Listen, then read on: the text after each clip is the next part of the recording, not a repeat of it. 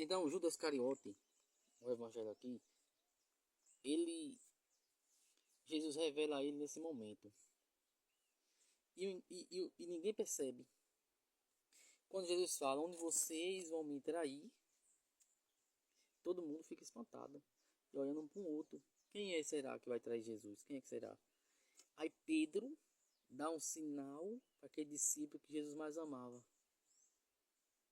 Então, quando Pedro dá um sinal para perguntar quem era que ia trair, mandou ele perguntar, Jesus falou para aquele discípulo que amava. Ele deitou no peito e perguntou. Então Jesus falou, aquele que eu der o pão no molho. Ou seja, Jesus ia molhar o pão e ia dar àquele que ia trair. Quando Jesus molha o pão e dá Judas Iscariote, o discípulo que amava, ele soube quem era. Só que os outros não sabiam. Judas, naquele momento, o demônio entra em Judas.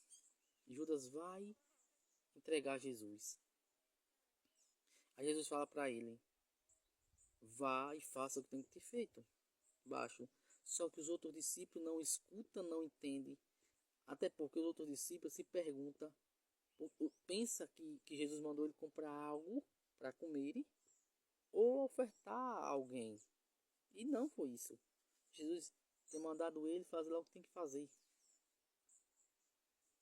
E não foi revelado, mesmo assim não foi revelado. Só soube, naquele exato momento, o discípulo que amava, porque perguntou a ele e ele falou, baixo o discípulo que amava, é aquele que eu vou dar um molho. O pão molhado, ou seja, pegar o pão e molhar e dar a ele. Quando Jesus faz isso, acontece. Mas outro discípulo acha que Jesus tem mandado ele comprar algo na cidade ou ofertar algo para alguém, para os pobres. Então, Jesus ele é interessante. Ele quis todo o tempo converter Judas. E você vê que ele prega para os judeus e não converte todo mundo. Não converteu Judas. Então, gente, Jesus é espetacular. Você vê que Jesus se reúne na última ceia, todos eles. Interessante que Jesus compartilha tudo, fala tudo que acontecer com ele. E os discípulos naquele momento não imagina, não entende. Você vê que no Evangelho na frente Jesus fala assim: eu falei os doutores da lei e os fariseus para onde eu iria, eles não podiam ir. Como vocês também não podem ir agora comigo. Para onde eu vou, vocês não podem ir. Mas depois vocês vão. Jesus estava falando do céu. Do céu. Jesus estava falando que ia para o céu, mas ia fazer o caminho para vocês ir, para nós ir. Todo aquele que é católico, que crê em Jesus Cristo. Então, Pedro pergunta, para onde vai? O Senhor vai que não pode segui-lo. E Jesus fala, vocês não podem ir agora, mas depois vocês vão entender e compreender. Então, Jesus, ele é interessante, porque ele fala com o discípulo, mas não fala claro do céu. Ele fala de um jeito que o discípulo nem percebe, acha que é normal. Jesus vai para qualquer lugar. Não, Jesus estava falando do céu. Jesus estava falando da eternidade. E Pedro disse, eu morro pelo Senhor. Eu dou minha vida pelo Senhor. Aí Jesus fala, antes que o galo cante 3 vezes, você me negará. Não, antes que o galo cante 3 vezes, em verdade te digo, o galo não cantará antes que me tenha negado 3 vezes. O galo não cantará antes que você tenha negado 3 vezes. Por isso que eu tenho medo. Eu tenho medo assim. Às vezes a gente tá no caminho da santidade, diz aí, isso acontece, mas na hora H a gente cai do cavalo. A gente é Pedro da vida. Quantas pessoas eu faço isso, faço aquilo, eu sou capaz disso, fazer aquilo por Jesus agora. Porque naquela hora você está no fogo do Espírito Santo. E você não está passando provação. Diferente quando você passa aquela provação. Por exemplo, eu falo aqui, eu morro por Jesus. Mas se vir agora nesse exato momento, eu vou lhe prender. Se você não negar, eu te mato agora. E aí? Qual são a nossa reação? Então é muito fácil a gente dizer assim, vou casar e ver a vida toda. Mas na prática é mais difícil. Por quê? Porque as tentações vêm, as provações vêm, e aí? A mulher lhe trai, seu esposo lhe trai. Você é capaz de perdoá-lo? Você casou para isso, para perdoar, mas você é capaz?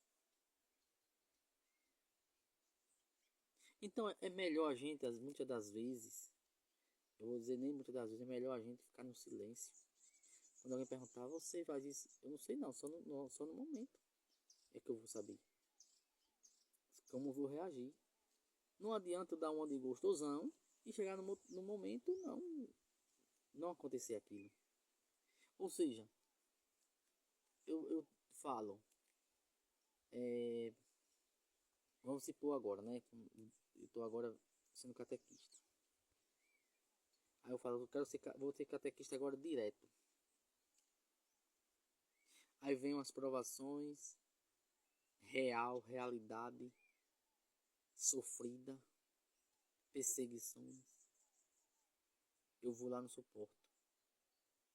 Fui Pedro. Eu sou Pedro. Digo, mas na hora H, corro.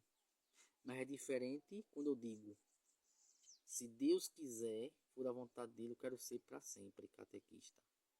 Aí é diferente. Por quê? Porque você botou Deus no centro, botou Deus no meio. Você não está dizendo que você é capaz. Mas se Deus te abençoar, te fortalecer na caminhada para você superar.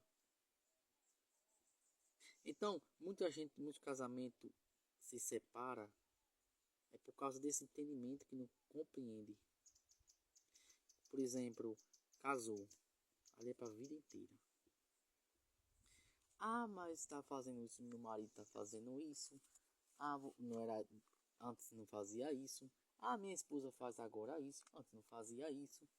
Isso é provação para testar se tu realmente vai ficar até o fim casado e casada.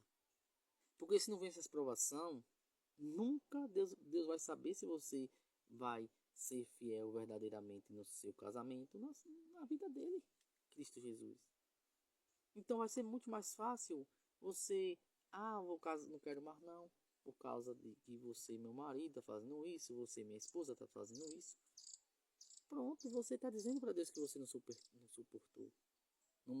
Naquele momento você não suportou a prova. Aí se separou.